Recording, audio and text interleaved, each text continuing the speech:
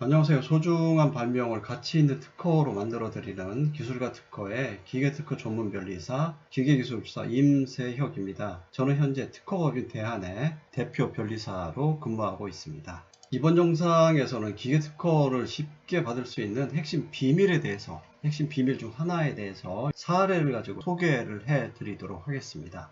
핵심 비밀은 뭐냐면요, 출원 단계에서 거절당하지 않을 청구항을 미리 설계해서 마련해 놓는 것입니다. 구체적으로 설명을 드리면, 출원 시에 다양한 기술적 특징이죠. 그러니까 기계 특허의 특징인 구조화, 공차라든지 치수비 등을 선제 도출해서 청구항에 반영을 하는 것입니다. 이렇게 반영함으로써 심사관의 거절 이유 지적 없는 청구항을 마련할 수가 있습니다. 그래서 의견 제출 통지식, 그러니까 여러분들이 1차 심사를 받았을 때 거절 이유 지적받지 않는 청구항을 병합함으로써 단번에 등록을 받을 수가 있습니다. 기계 특허인 경우에는 기계 전문 변리사한테 의뢰를 해야지 이 절차와 같이 쉽게 특허 받을 수 있는 방법을 따라서 출원을 진행할 수 있습니다. 실제 사례를 가지고 여러분들에게 구체적으로 설명을 드리도록 하겠습니다.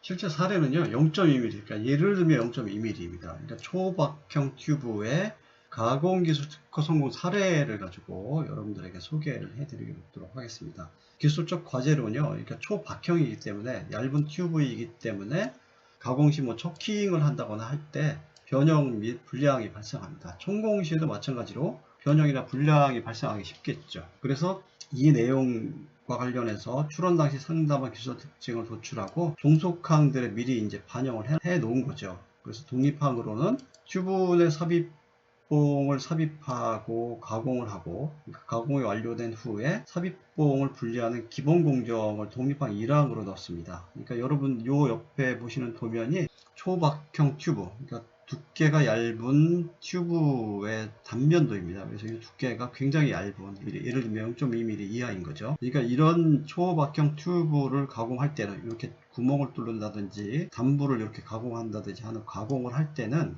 이 특허의 특징은 뭐냐면, 이 도면에 200번으로 도시한 바와 같이 삽입봉을 튜브 내에 삽입하고 삽입한 후에 가공을 한다는 것입니다. 그럼으로써 튜브의 변형이나 불량을 이제 방지할 수 있다는 건데요. 그래서 출원 당시 상담을 통해서 여러 기술적 특징을 도출을 했습니다. 그래서 2항에 삽입봉과 튜브 내경의 공차 범위를 한정해서 기재를 했고요. 3항에 삽입봉보다 튜브 단부가 더 돌출된다. 그러니까 여기 도시된 것처럼 이 길이, 튜브의 길이보다 삽입봉의 길이가 짧잖아요. 그죠? 짧은 내용을 3항으로 했고, 삽입봉과 튜브를 이제 튜브 내에 삽입봉을 집어넣은 상태에서 가공을 하는데, 삽입봉과 튜브를 함께 가공하는 청구항을 4항으로 마련해서 기술적 특징이 기재된 정밀한 청구항들을 기재를 해서 출원한 거죠. 그러니까 심사관이 거절하기 힘든 청구항을 미리 마련해서 출원을 한다는 겁니다.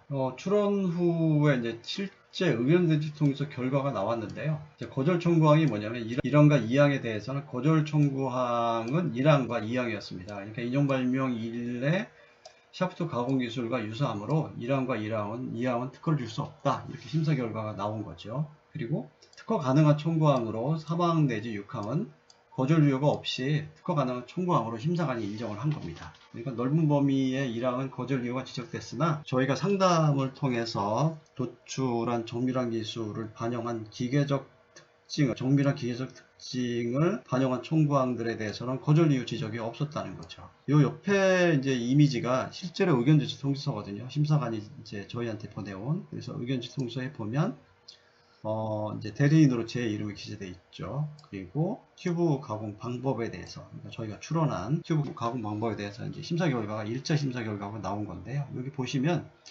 29조 2항을 근거로, 그러니까 선이 인용 발명 1의 샤프트 가공 기술과 유사하다는 이유로 여기 보면 1항과 2항은 거절 이유가 나온 거예요. 특허 거절 이유가 있는 부분이 이렇게 기재되어 있고, 심사관도 인정한 특허 가능한 청구항으로 이렇게 기재를 했습니다. 그래서 3항부터 6항까지는 특허 가능하다라는 내용으로 심사관의 심사 결과를 받을 수 있었던 거죠. 이에 대해서 이제 대응 방법을 설명해 드리면, 지적받지 않는 청구항을 1항에 병합함으로써 이제 쉽게 특허 결정을 받을 수 있다는 겁니다. 그래서 이게 전략적으로 이제 보정을 하는 건데요. 거절 이유가 어떤 종속항의 내용을 1항에 결합하여 보정함으로써 쉽게 특허를 받을 수 있다는 거죠. 심사관이 좀 전에 보여드린 것처럼 3항, 6항에 대해서는 특허 가능한 총괄이라고 인정을 했잖아요. 그러니까 3항의 내용을 1항에 병합함으로써 쉽게 이제 특허를 받을 수 있다는 거죠. 그래서 최종 결과로 추가 거절 없이, 그러니까 추가 거절 없이 즉시 특허 결정을 받았습니다. 이게 실제로 받은 특허 결정서거든요.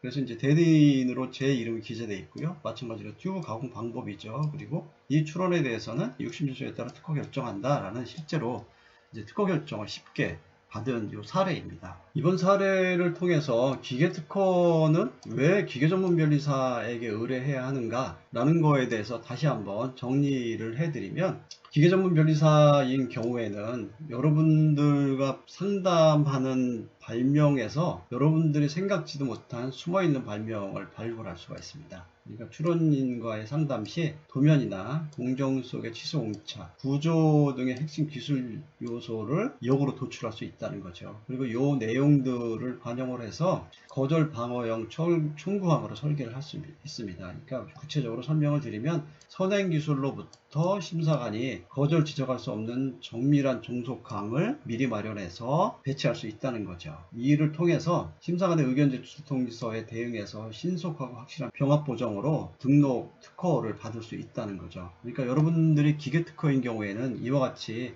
여러분들이 상담한 내용으로부터 숨어있는 발명을 발굴하고 심사관이 거절 이유를 지적할 수 없는 정밀한 종속항을 사전에 미리 마련해서 배치할 수 있는 기계전문 변리사한테 의뢰를 해야 한다는 거죠. 그러니까 기계특허인 경우에는 기계특허를 충분히 이해함으로써 이와 같은 일을 할 수 있는 거잖아요. 그러니까 여러분들이 기계특허인 경우에는 기계전문 변리사한테 반드시 의뢰해 주시기 바라고, 상담 시에 한번 확인하시면 됩니다. 그러니까 이제 여러분들이 변리사와 상담을 할 때 변리사의 전공이 뭐냐, 전공이 뭔지를 한번 물어보십시오.